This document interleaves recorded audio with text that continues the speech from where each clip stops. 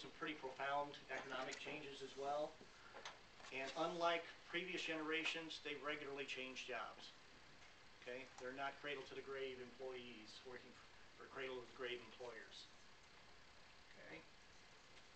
Some of the events that shape them: you've got Women's Lib, you've got presidential scandal, you've got computers coming in, you've got the big economic turmoil that starts in the late 70s.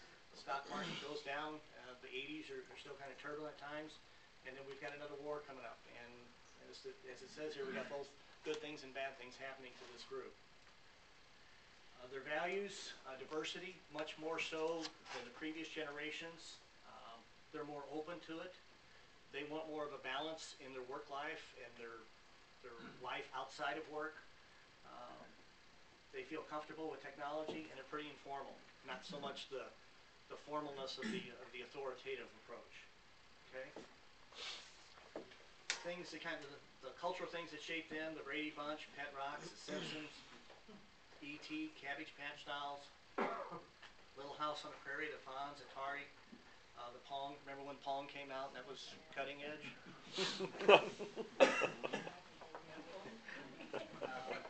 Okay, and this is kind of enlightening too. They really don't have any heroes that they associate to.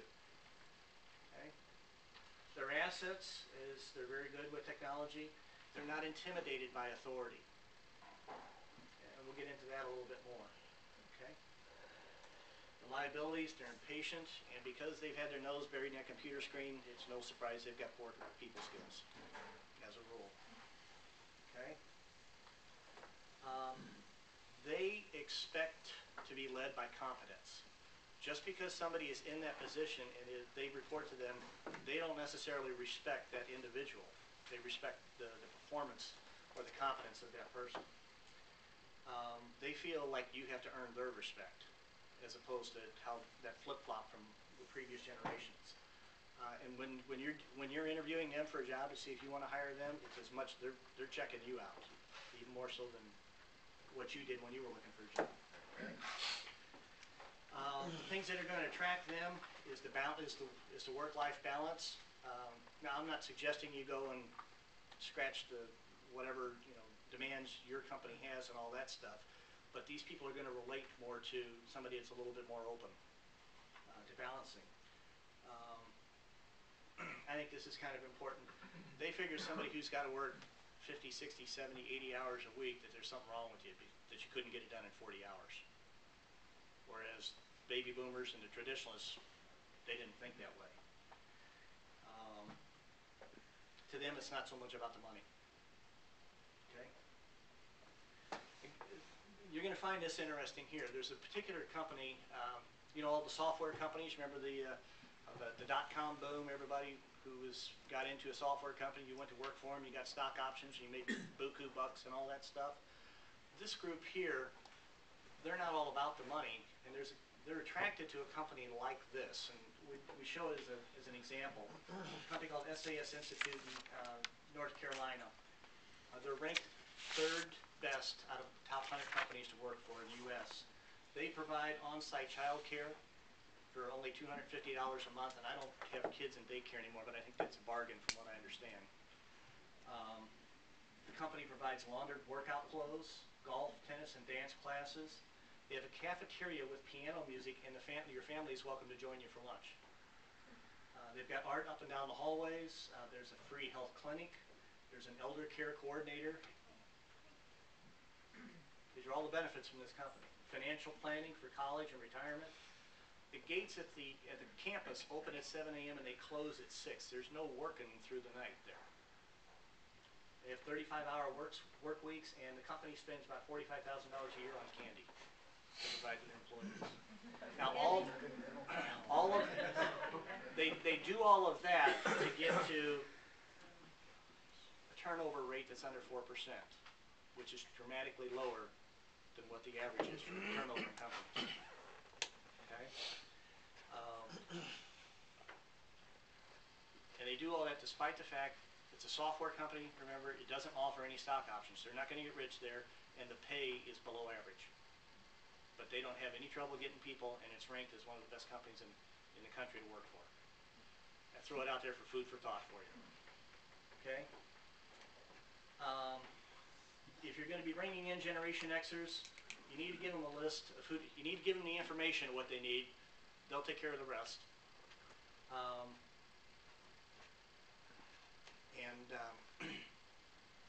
They kind of get insulted if you tell them how to do it. They'll figure it out on their own. Okay? Managing them and developing them.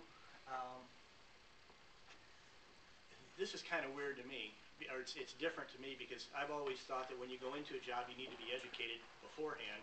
These folks come into the job thinking, I'll get my on-the-job education. You should hire me anyway. It's a little bit contrary to how most of us grew up, I think. Okay? If you're looking to improve your relationship with them, don't micromanage. Support their home life balance as best you can and whatever's reasonable. When you delegate, tell them what you want, let them figure it out. Value their need to keep learning, because where the traditionalists and the baby boomers, you worked at a company from cradle to grave. You didn't have to worry about making yourself marketable to be attractive to another company once you left the one you were at. These folks here know they're going to be changing jobs, so they know they have to be marketable. So they're just as interested in keeping that marketability up when they're working for you. And it's important to talk with them and not at them, which I think that's just a general concern there. Okay? You're going to find this fun. Some of the differences between baby boomers and Generation Xers. Let's go slow here for a second. Baby boomers rode in the back of pickup trucks. Generation Xers and Ys, those kids remain in the car seats, it seems like, till 21. Okay? You and I drank out of garden hoses. These people have flavored life water. Okay. We had hand-me-down cribs with 12 coats of lead paint. These kids have space-age cribs with 60 moving parts, no blankets, must sleep on backs, connecting beds. Just think of the strollers you see these days. Okay? Baby boomers started eating table food at 3 months. These folks, it seems like they're on baby formula until age 12, and then they want to switch to organic food. Okay? I can remember my parents stuffing me in the back dash. Okay? And now you've got kids, they've got their own seat, their own captain's chair in the van with their own DVD player or whatever. Teachers were allowed to use paddles with holes. Yes. Now you can't even give them a hug without permission. Okay? Baby boomers, summer jobs beginning at age 10. These guys are on allowance. This is a critical difference here too. Baby boomers, you only got an award if you won. These days, everybody gets a trophy. And in my line of work, that is something that's probably one of the most glaring issues that we have to deal with. Because it's the people that we have coming to us, whether we like it or not. That's this generation. And then we turn around and take them to a company, and whether they come to the company on their own or through us, it doesn't really matter. That company has to deal with that too, because these kids have been allowed to go through school, and all they have to do is do well on a test. It doesn't matter if they've attended every day. You transfer that into the workplace, it doesn't matter if I show up to work every day on time, it's just whether or not I get my work done. That's the way they think. And that's a huge shift, and it's a problem for productivity. And I'm not telling you guys anything you don't know about that sense, but I think it's helpful to understand the differences how they come to that attitude, that approach. Okay? We always carried around a dime for make a phone call or a quarter. Now the kids, and it's amazing, isn't it, how younger they get before they've got their own phone, and they feel mistreated if you don't give them one. Okay? We used to put the kids on the other side of the house. We wanted some peace and quiet. Now you got a baby monitor all over.